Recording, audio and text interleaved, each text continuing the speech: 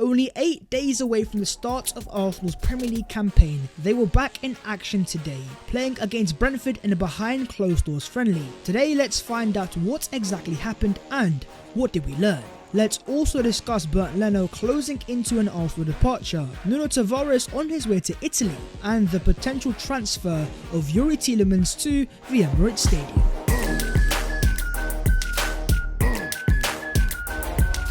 Yo, what is going on guys? My name is Babs14, welcome back to your boys channel. I hope you guys are doing sensational, and don't forget to smash a like on this video if you do enjoy the content. Subscribe to the channel if you are new, and if you do want to win a brand new Arsenal away kit, all you have to do is follow your boy on the Instagram, and all the other details are down below in the description. But let's get into Arsenal versus Brentford. In Arsenal's 6th game of pre-season, they played a secret behind closed doors friendly against Premier League side Brentford.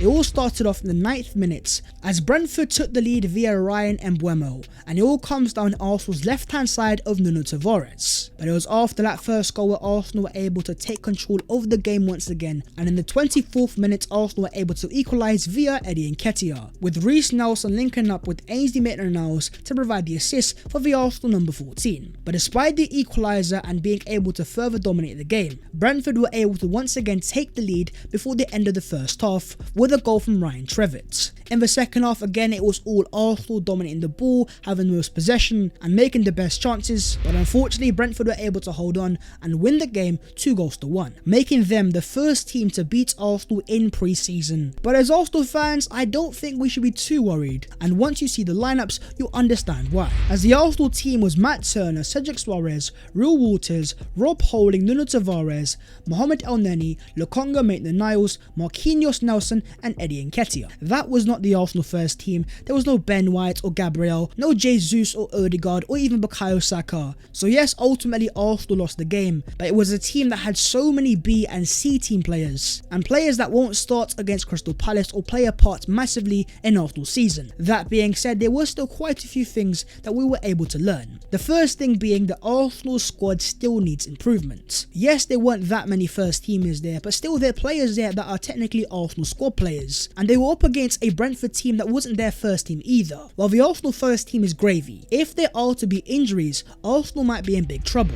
And seeing how Arsenal collapsed towards the end of last season, and how the injuries of Thomas Partey and Kieran Tierney truly hurt Arsenal, yes, the first team has improved and Arsenal are now in a better position if those players are to get injured. That being said though, there still needs improvement, and there's still a lot of players that started today that should not be at the club.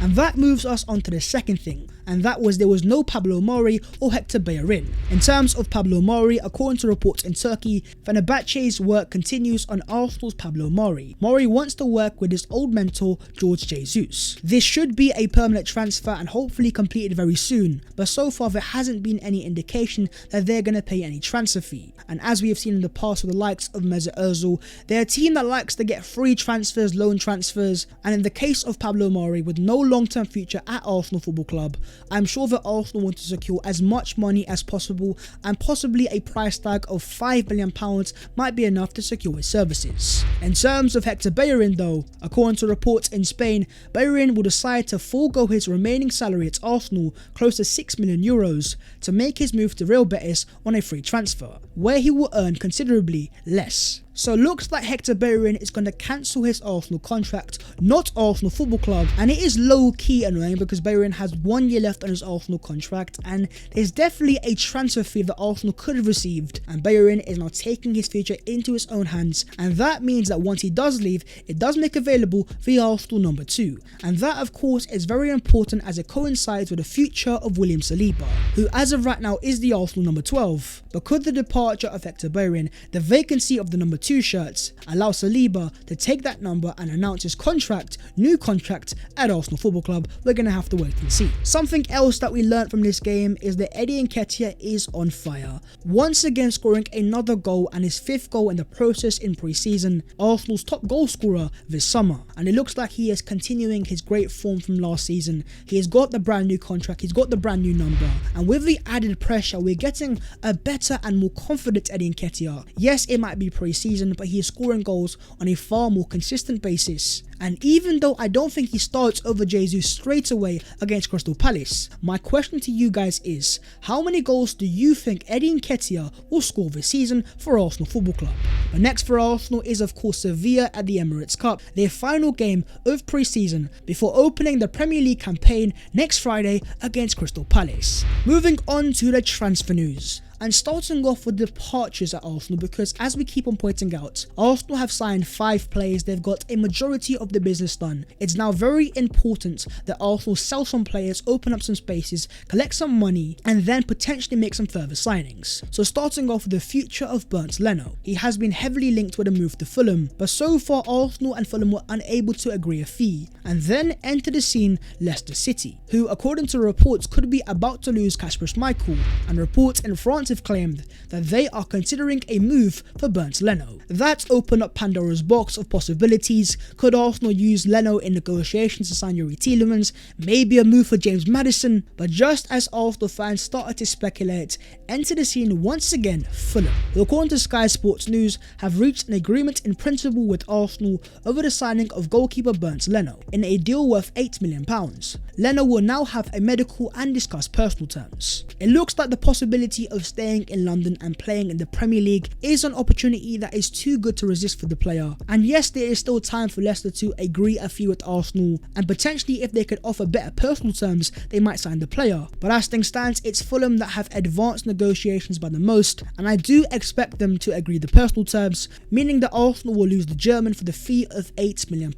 I'm not a massive fan of that transfer fee, and I believe that Arsenal could have got a lot more. That being said, what have you guys made of the career of Bernd Leno at Arsenal Football Club, and what would you rate it out of 10? Moving on to the future of Nuno Tavares, as Gianluigi Longari of Sports Italia confirms that Atalanta are pushing for Nuno Tavares, and there will be a meeting in the next few hours. Tavares is on his way to the Serie A, and if Arsenal's idea is to develop him as a wing-back, then Atalanta is a perfect fit. Their manager in Gasperini plays a back-three system, and Atalanta have shown over the past few years in the Champions League that they can truly maximise their wing-backs. And the prime example of Gasperini working his magic with fullbacks is Robin Gosens, who back in 2021 scored 11 goals and got 6 assists in the Serie A before moving to Inter Milan. With the physical profile of Nuno Tavares, I expect him to thrive in the Serie A, but that being said, Tavares excels going forwards, but defensively,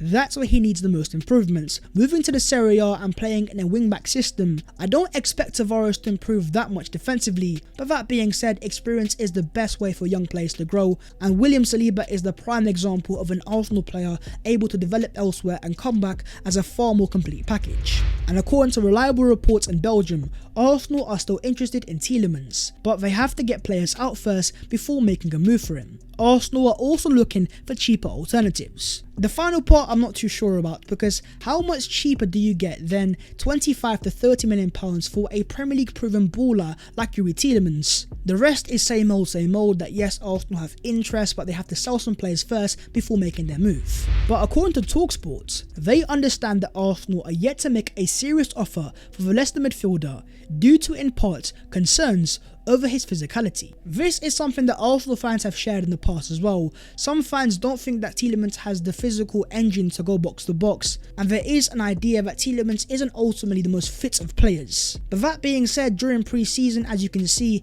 it looks like he's cut off a lot of weight. But I also don't think that Arteta is signing Tielemans for his engine, and more to sign him as our own version of Thiago and Gundogan, players that are controllers and will help Arsenal further dominate games. But what about yourselves? Do you have any concerns over the physicality of Youri Tielemans? Moving on to Lucas Paqueta, L'Équipe in France claim the most probable destination for Paqueta at this moment is Man City, but it depends on the departure of Bernardo Silva, a transfer that is still far from being done, especially with other Premier League clubs being in the running.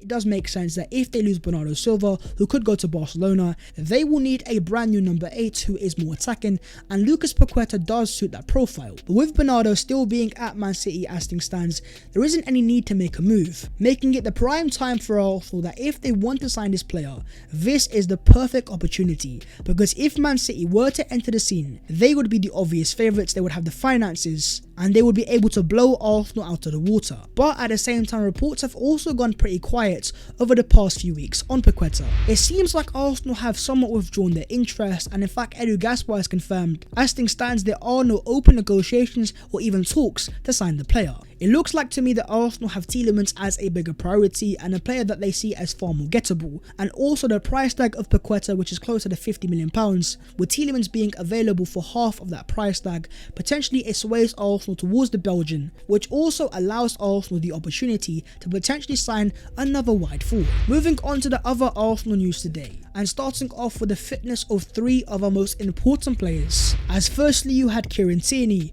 who was back in full Arsenal training at London Colney. Tierney is of course recovering from the long-term knee injury which had him out towards the end of last season. So ultimately, I don't want to be too harsh here, but throughout the entirety of his Arsenal career, Tierney has proven to be very injury prone. Since Arsenal have signed Alexander Zinchenko, I think now Tierney has a real battle on his hands, that if he can't remain fit, Zinchenko will become Arsenal's outright first team left back. Alongside Kieran Tierney, you also had the return of Takehiro Tomiyasu, and likewise Emil Smith-Rowe. Tomiyasu of course is a player that Arsenal fans have not seen anything of during pre-season. It is a little bit concerning, especially with his reoccurring injuries, but now that he is back to full fitness, if he is available, potentially we will see him play against Sevilla on Saturday. And in terms of ESR, he says that I didn't really get many assists last season, just 2 in fact. That is one factor that I am going to try and improve this season. I don't think we need to be overly too critical over ESR for last season. In fact, we can't forget that he was Arsenal's second highest goal scorer. That being said, if you're going to be a creative midfielder of the highest standard, you have to be getting more assists, and ESR understands that.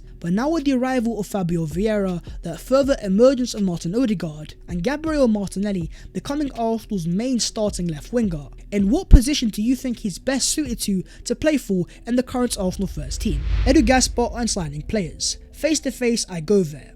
I meet the player. If I have to travel to Germany, anywhere. I want to see the player, the agents, the family, puts everyone together and say, guys, listen to me. Then I sell what we are doing, our project. I won't lie to you guys in saying that I appreciate the personality and the openness that we're getting from the Arsenal technical director. I like the fact that he's constantly addressing the fan base, and most importantly, he is getting signings over the line. Going back to the start of last season against Brentford, Arsenal were all over the place. Our goalkeeper was Bernd Leno, we had Kolasinac in the squad, we had the likes of Holding, Chambers starting, Pablo Mori. In comparison this year, compare that to this year and Arsenal's first game against Crystal Palace, Arsenal are in a far better position in terms of the first team, in terms of their main signings, and ultimately it looks like they have learnt from the mistakes. What are your own thoughts as things stands on Edu Gaspar, and are you liking him more and more, and do you think he's improving as the main guy in terms of the Arsenal transfers? Anyways, that's the video there, so hopefully you have enjoyed. Smash a like if you do, subscribe if you are new. Don't forget to follow your boy on